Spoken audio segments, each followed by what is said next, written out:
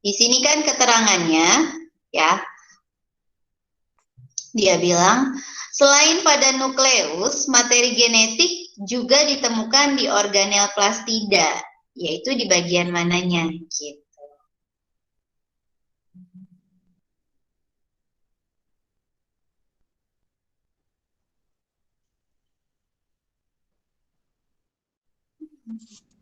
Kamu tadi jawabannya apa? A ya? A. Oke. Halo Fatih. Fatih kira-kira pendapatnya apa nih? 61. Perhatikan di layar HP kakak, di layar kalian ya. Kakak tulis di sini nanti pembahasan. Fatih apa? Kalau genetik sih ya di inti sel kah? Pasti di inti Iya, selnya gitu iya ya. di tengah kan. Oke. Selain pada nukleus, materi genetik ya juga ditemukan di organel plastida. Nah, ini di bagian mananya plastida? Maksudnya seperti itu. Tadi jawaban Fatih pendapatnya inti sel. Raihan tadi apa, Han? Inti sel juga? Iya kak. Oke, sip. Sebentar. Ya, A juga ya. Kita simpan. Terima kasih untuk jawabannya. Kita mulai saja.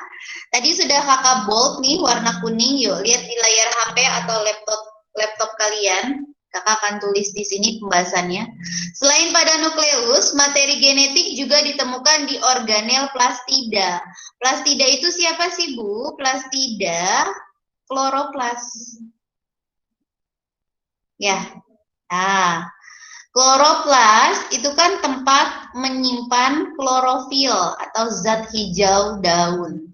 Makanya kenapa daun berwarna hijau? Nah, karena mengandung klorofil atau zat hijau daun. Buat apa zat hijau daun? Pastinya untuk melangsungkan proses fotosintesis. Seperti itu ya. Nah, tadi benar kata Fatih, Bu, yang namanya materi genetik ya pasti ada di tengah-tengahnya. Nah, tengah-tengahnya itu kan sinukleus gitu ya, Fatih ya. Nah, ya benar kata Fatih. Cuman kan soal di sini dia bilangnya selain pada nukleus gitu. Kita temukan materi genetik itu di bagian mana? Nah, seperti itu ya. Oke, kita kasih nama dulu. Yuk, Fatih, ini bagian pada sel. Kita kasih nama ini apa? Bagian Membran. membran selnya. Gitu kan ya. Terus Iya. tadi ini kata Fatih apa namanya? Inti sel nukleus. Inti sel atau nukleus. Oke. Ada organel yang nempel dari nukleus. Ya, masih ingat siapa dia? Ribosom apa ya? Oh, yang titik-titiknya apa yang organel kayak cacing itu? Retikulum endoplasma. Endo. Ya, kalau yang titik-titiknya benar. Oh Tadi ya siapa? RE iya. Ribosom. Ribosom. Kakak singkat ya, retikulum endoplasma RE. Iya, RE. Kemudian ada yang gambarnya kurang lebih seperti ini. Nah, ya, walaupun gambar kakak, aduh nggak jelas kak, apa nih? Tapi gambarnya kurang lebih mirip seperti itu ya. Ini adalah badan Golgi. Ya, itu ya, badan Golgi. Kemudian yang bentuknya seperti ini, Rehan masih ingat? Fungsinya untuk respirasi seluler. Siapa dia? Mitokondria. Ya, oke. Ya. Fatih apa Rehan tadi kakak bilang ya? Ya, berdua itulah. Ya, nanti maaf kakak pasti bakal tanya-tanya ya, biar kalian fokus lihat ke depan. Nah, Ibu ulangi, selain pada nukleus, materi genetik ditemukan di organel plastida. Materi genetik di sini siapa sih, Bu? Nah, materi genetik di sini pastikan si kromosom, gen, DNA, gitu ya. Nah, atau boleh kita bilang di dalam kromosom itu nanti kita akan temukan DNA, ya. Kita akan temukan gen juga, ya. Dan basa nitrogen lainnya karena itu kan komposisi dari si kromosom. Nah, artinya apa? Si DNA nih, gitu kan ya, si materi genetik ini kita temukan selain di nukleus tuh di mana saja. Oh, gue tulis di sini ya. Kita lihat DNA atau gen atau boleh tadi kromosom, mereka semua meliputi materi genetik di dalam sel bisa kita temukan di nukleus, kloroplas, ya. Kemudian bisa juga kita temukan di sentriol. Nah, pernah lihat ya? Kemudian satu lagi kita bisa temukan dia di mitokondria. Nah, jadi materi genetik itu kita memang taunya, oh di nukleus doang nih dia adanya, gitu kan ya. Tapi tidak ya nak, si DNA bisa kita temukan di sentriol, mitokondria, dan juga plastida, selain di nukleus. Oke, Rehan, materi genetik bisa kita temukan di mana saja? Rehan? Nukleus. Terus? Terus mitokondria.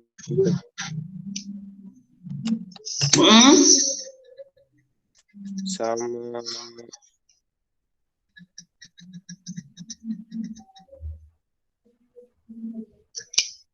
inner membrane ya, Kak?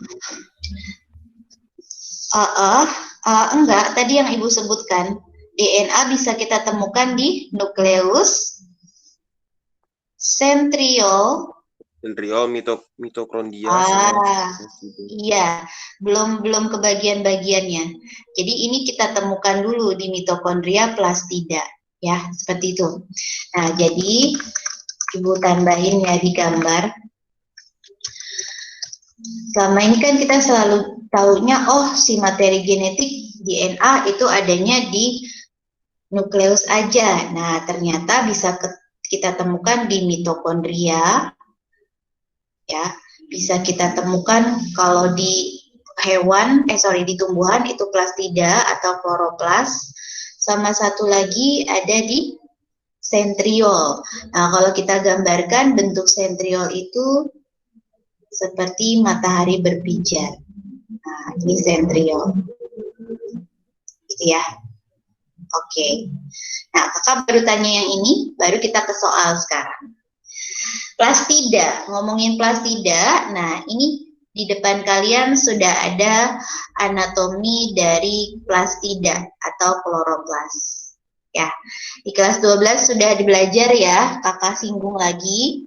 Kloroplas itu dia ada dua bagian.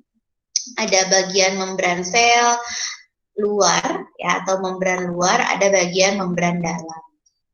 Oke, mana Bu membran sel, membran dalam? Kita lihat di sini ya. Ini outer membran berarti kan membran bagian luar dari kloroplas. Nah, terus inner membran berarti artinya adalah membran bagian dalam. Pada kloroplas, yuk kita lihat dulu. Fungsi kloroplas apa, Fatih? Tadi buat yang zat hijau daun itu fotosintesis ya? Iya, tempat berlangsungnya Fotosintesis. Fotosintesis.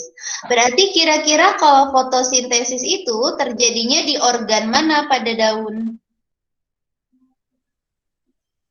Di organ mana pada daun? Pada daun, pada tumbuhan. Jawabannya daun. Di daun. Di daun ya, kakak jadi ngantuk. Oke, sorry. Jadi terjadinya fotosintesis itu di daun. Ya, kita lihat di sini ada stroma. Ya, kakak perbesar. Ya, ini stroma, jadi ruangan kosong nih yang warnanya abu-abu, mau di kiri, kanan, atas, bawah, pokoknya ini stroma, ruangan kosong. Nah, si stroma itu terletak di membran dalam.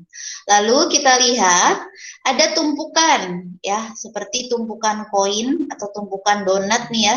Nah, satu tumpukan ini kita namakan tilakoid, ya. Jadi satu tumpukan segini, ini namanya tilakoid. Tapi kalau tilakoid saling menyusun itu kita kasih nama grana. Di sini nulisnya granum. Sama aja ya. Sip. Lalu ada lamela. Lamela ini seperti jembatan yang membatasi antara grana tumpukannya, satu tumpukan grana dengan tumpukan grana yang lain. Ini kita bilang lamela. Oke. Nah, masih ingat Rehan, tilakoid fungsinya untuk apa?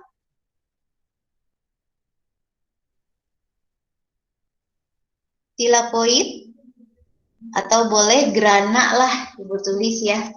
Grana berperan dalam proses reaksi terang apa gelap?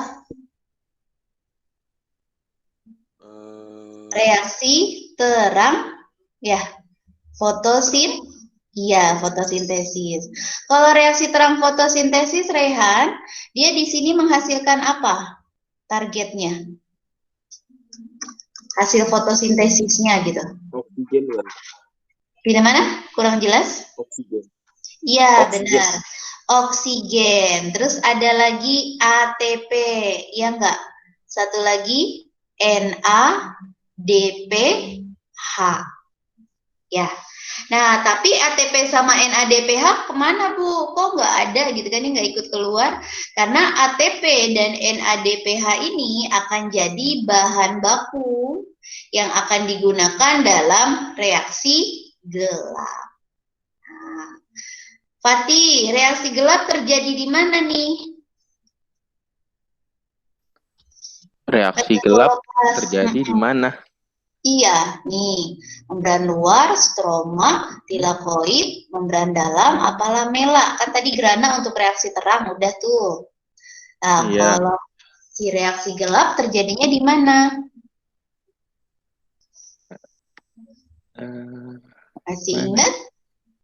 Di stroma.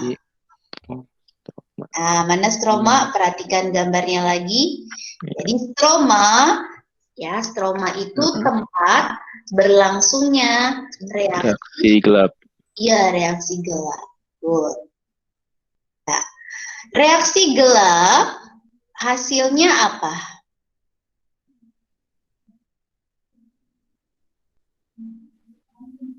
Hasilnya adalah glukosa. Iya. Ya enggak? Atau nama lainnya glukosa C6 C6H12O6. Seperti itu. Oke. Nah, kita belum ke soal ya. Jadi, kita tinggal milih nih di antara membran luar gitu ya, membran dalam, kita tebak nih, stroma, tilakoid, grana, lamela. Kira-kira kita akan temukan DNA di bagian mana?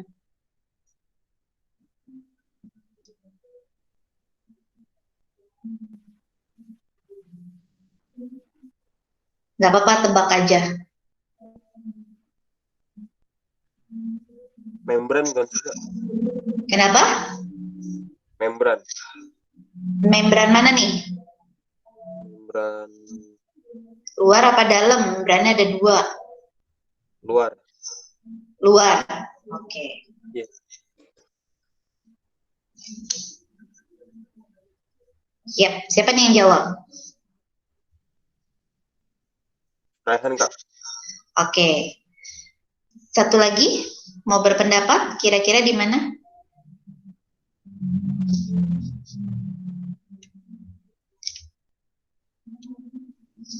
Pas? Iya. Gini ya, Nak. Ini emang gambarnya tidak ada. Nah, jadi si DNA-nya ini suka digambarkannya begini. Kayak cacing ya. Gitu. Jadi dia ngumpul di sini. Nah, ini ada di wilayah mana, Nak? Kalau dia ngumpulnya di sebelah sini? Stroma. Iya, pintar. Jadi kita temukan gitu ya. DNA di plastida itu di wilayahnya stroma. Udah seperti itu. Jawabannya gitu doang ya. Nah, ini Ibu tambahkan gambarnya di sini nggak ada di gambar ya. Ini adalah si DNA-nya.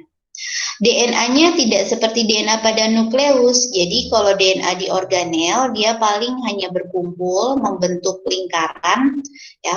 Makanya dibilangnya DNA nukleoid, DNA yang sedang berkumpul atau bergerombol. Oke. Ya. Jadi kalau pada kloroplas itu ditemukannya di stroma. Ibu tambahkan misalnya kalau DNA di mitokondria, kalian tahu ya mitokondria, itu kita temukannya di krista. Jadi di soal TOSG gitu ya, atau di buku SG nih, langganan banget dia nanya tentang letak DNA di kloroplas ataupun ketika di mitokondria. Jadi kalau tadi di kloroplas ada di mana, Rehan? Di daun. Maksudnya DNA-nya kalau pada kloroplas di bagian mana? Di bagian mana? Stroma. Terus kalau pada mitokondria itu ditemukan di bagian kristanya ya. Oke, krista yang mana Bu? Nah, kita lihat.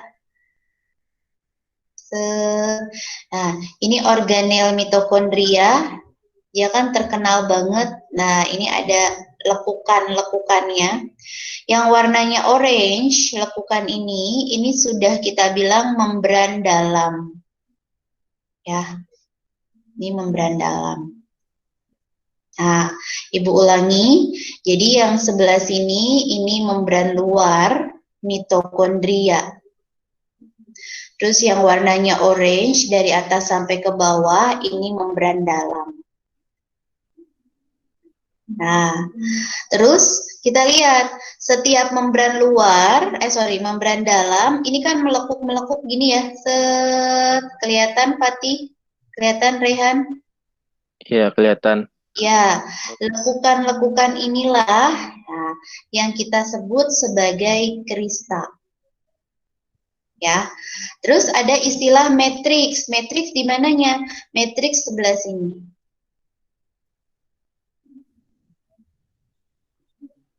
Ya, seperti itu.